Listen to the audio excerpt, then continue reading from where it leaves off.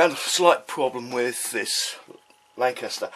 It's one of my own making, unfortunately. When I glued the wings up, I glued the root as well. I shouldn't have done. Now when I fitted the wings, I found that the piece didn't fit in here. And naturally, I just cut it a little bit deeper because I thought that was what's wrong. The part was slightly oversized, but turned out it wasn't. Putting the side pieces in here, I now have a small step on here and this side. These are supposed to be level.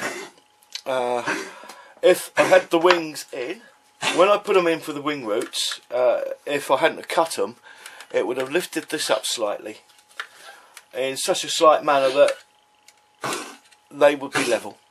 Now I'm going to have to use this to push them up and level them off. But I know the wing roots fit the fuselage. No, they're fine. The problem comes when it comes in here. It was supposed to be big so that it would raise this edge up. But apart from that, just a little warning there, don't glue your wing roots when you're gluing the wings up. Bit of a pain, but never mind.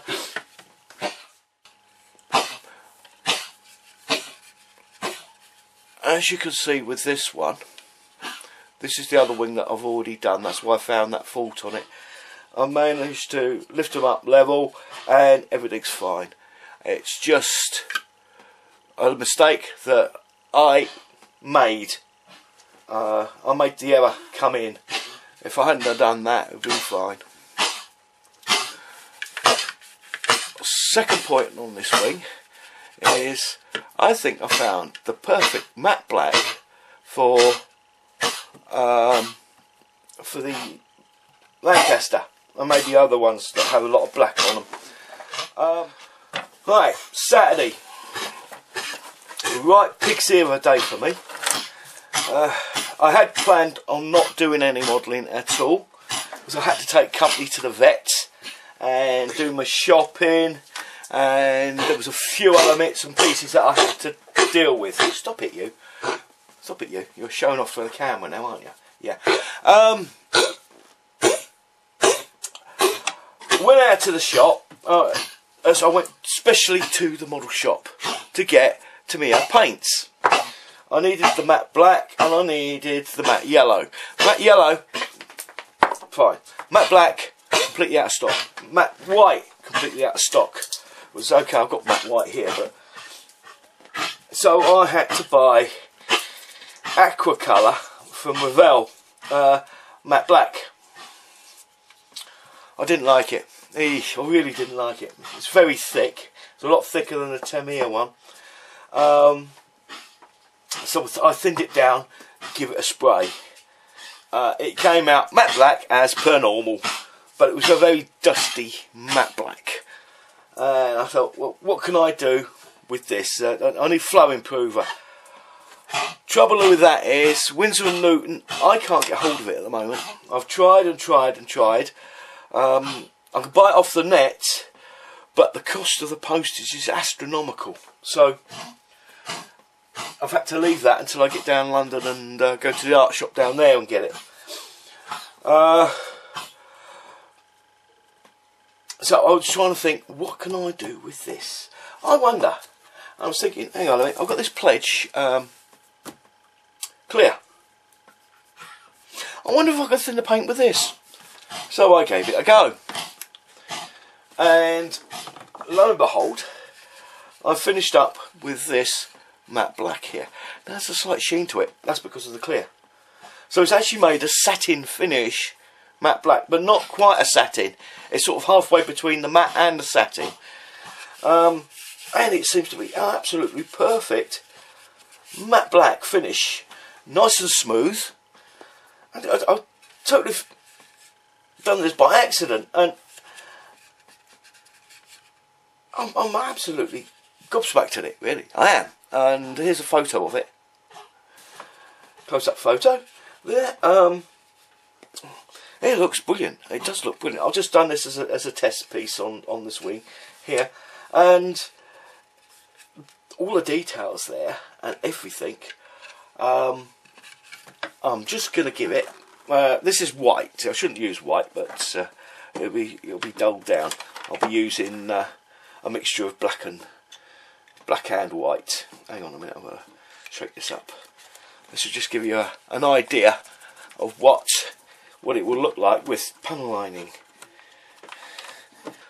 But what I've just done is I put a Floy Models wash light on this, just to give some idea of what it's like. I would normally, this is actually going to be mixed with black or brown to make a grey colour to put on the black eventually, but I wanted just to see what this was like with the white on it, and it will take a little time to dry, so I'll be back in just a second.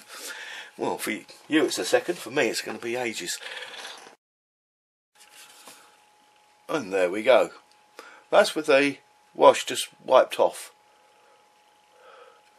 That doesn't look too bad. It may be a bit bright, so I might have to darken it down, but I thought it'd be a lot lighter than that, but we'll have to see. The good thing about this is that I've still got to spray all this, so I mean I can't leave this wash on here, but the great thing about Floy Models washes, just rinse it under the tap, all comes off, back to matte black again. So very handy thing. It's not like the acrylic washes and all that. Once you've got them on there, they're on there. This is a non-permanent way of doing it. Once you've put another coat of clear over the top, it's then permanent. But up until then, you can just wash it off.